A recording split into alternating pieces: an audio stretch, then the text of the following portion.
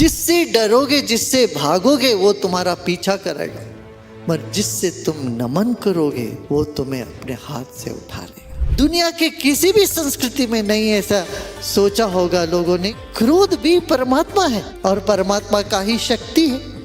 तुम्हारा सारा डर मृत्यु को लेके है, जो होना ही है और हो रहा है निरंतर। असुर तो तपस्या करके अच्छे होकर के प्रभु को पाते हैं। शिव तत्व का अनुभव नहीं करना, शिव तत्व में डूबना है बस। जागृत, स्वप्न, सुषुप्ति, ये तीनों अवस्था से परे जो चौथी अवस्था है वही शिव तत्व है। माने जहाँ इतनी वैविध्यता है, इतना विकृत है, विकराल है, हम उसको कह देते हैं शिव जी का है।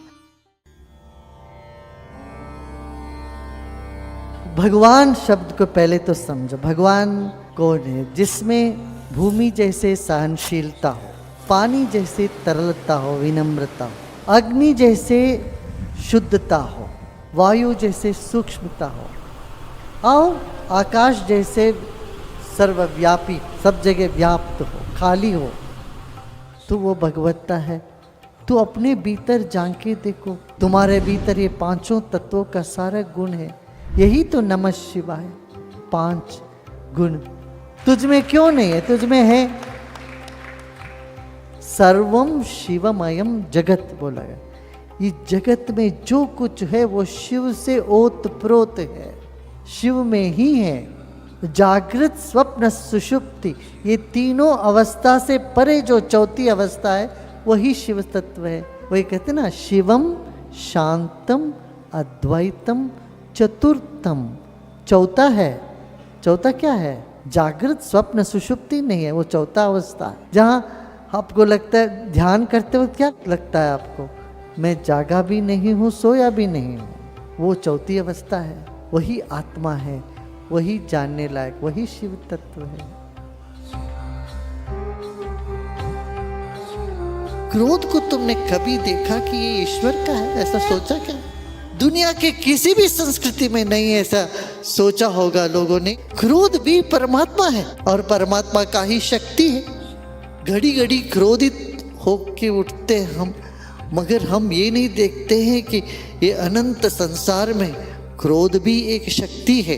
ये सारा संसार रुद्र भूमि है। रौद्रावतार कहते हैं, माने रुद्र रूप, भयानक, गुस्से वाला, ये कहते ना, रौद्रावतार हो गया। इस संसार में नहीं है क्या रौद्रावतार? जैसे जब जंगलों में आग लग जाता है, आंधी तूफान, ये सब क्या है? एक उग्र रूप ही है। बाढ़ आती है नदियों में, ये उग्र रूप है। भूमि फटने लगती है, हिलने लगती है, ज्वालामुखी उठने लगती है, ये सब जो भयानक लगता है वो सब रौद्र रूप है। मगर जो शिव को माने उनको कोई चीज भयानक नहीं थी। जो शब्द है शिव, उसमें ईकार है। शिव में से ई निकाल दे तो शव हो जाता है। वो शिव में जो ईकार है वो शक्ति है। तो शक्ति के बिना शिव है ही नहीं। शांत तत्व है और उसके तरंग है, शक्ति उसके तरंग।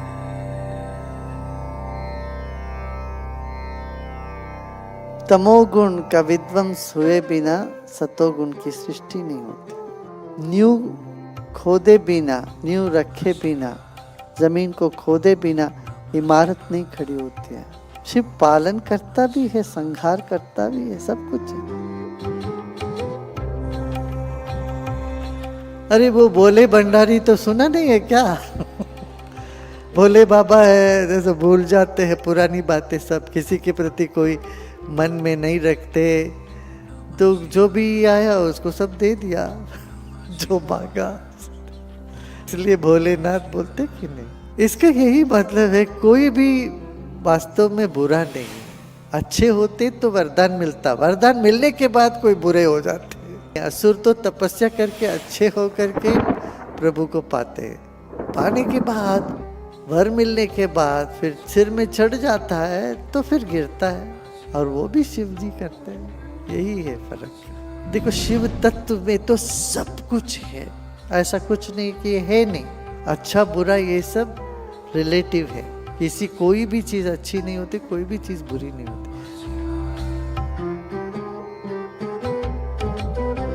एक ऑफिशियल सूट में है, दूसरे रिलैक्स घर पे बैठे हैं, कैजुअल ड्रेस। जब प्रोफेसर हो जाते हैं, गुरु बनते हैं तो भैरव, और विज्ञान जब पढ़ाते हैं तो विज्ञान भैरव, और भोले बाबा ऐसे बैठे रहते हैं अपना आराम से बैल को एक जगह बिठा करके, तो वो शिव है। जीवन मृत्यु का कोई भेद कर ही नहीं सकते हो। तुम्हारा शरीर एक शमशान है। तुम्हारे शरीर में पता नहीं कितने डेड सेल्स घड़ी घड़ी पर निकल रहे हो।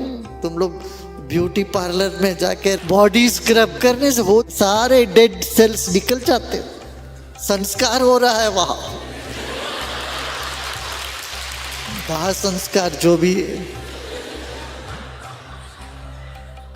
तुम्हारा शरीर एक शमशान है, ये सारा संसार शमशान है। तुम्हारे आसपास पता नहीं कितने कीड़े मर रहे हैं। जैनियों में मुंह में पट्टी बांधने का इसीलिए है प्रथा कि तुम्हारे सांस बाहर छोड़ोगे या लोगे उसमें भी कई जीव जंतु मर जाते हैं। ये बात सच है। चारों ओर शमशान ही शमशान है। 1 इंच जगह भी इस दुनिया में नहीं है जो शमशान नहीं है। और शिव शमशानवासी है, रुद्र। तो सब जगह मृत्यु है, ऐसा कोई जगह नहीं जहां मृत्यु नहीं है। रुद्र में एक मृत्युवे स्वाहा। तुम्हारा सारा डर मृत्यु को लेके है, जो होना ही है और हो रहा है निरंतर, कभी रुका नहीं है। मृत्यु का घटित होना निरंतर चल रहा है सृष्टि, और उसके मालिक है रुद्र। जिससे डरोगे, जिससे भागोगे, वो तुम्हारा पीछा करेगा, मगर जिससे तुम नमन करोगे वो तुम्हें अपने हाथ से उठा लेगा।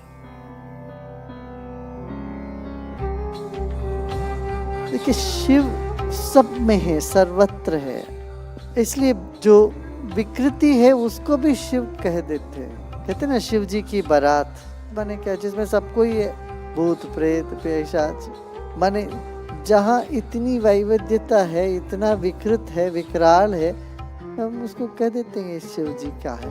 माने वो एक तत्व है जिसमें सभी तत्व को दर्शा जा सकता है। इसलिए वो भांग के तो वो कोई किसी ने बोल दिया होगा, अरे ये भी शिव जी का ही है। विष भी तो शिव जी का है, शिव विष भी पीते हैं। इसका मतलब वो एक तत्व है जिसके बाहर कुछ भी नहीं है। मगर भांग पीने वाले बहाना बना लेते हैं, अपने को पीना है, मगर कहते शिव जी तो पी रहे हैं। शिव जी ने पहले विष पिया, तुम विष पियो, फिर बाद में भांग पीना।